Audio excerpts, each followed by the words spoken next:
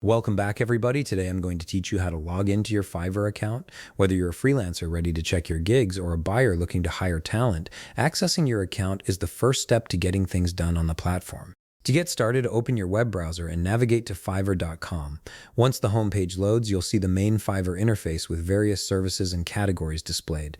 Take a moment to let the page fully load so all the elements appear correctly. Now direct your attention to the upper right corner of the screen. Here you'll find the Sign In button. It's usually positioned next to the Join button and is clearly labeled. Click on Sign In to proceed to the Login page. This action will take you to a new screen where you can choose how you'd like to access your account. On the Login page, you'll notice several options for signing in. Fiverr gives you flexibility in how you authenticate, which is particularly helpful if you've registered using different methods. You'll see options like continue with Google, continue with email or username, continue with Apple, or continue with Facebook.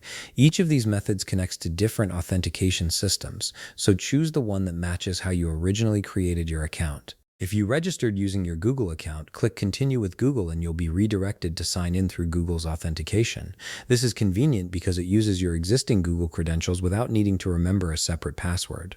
Similarly, if you prefer using Apple or Facebook, those options work the same way by leveraging your existing accounts on those platforms. If you created your account directly with Fiverr using an email address and password, select the Continue with Email or Username option. This will prompt you to enter your login credentials manually. Make sure you enter the correct email or username along with your password to avoid any login errors.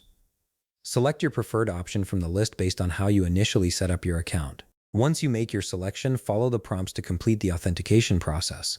Depending on which method you chose, you might need to grant permissions or verify your identity through a secondary step. And there you have it. You've successfully logged into your Fiverr account and can now access all your freelance projects, messages, and account settings.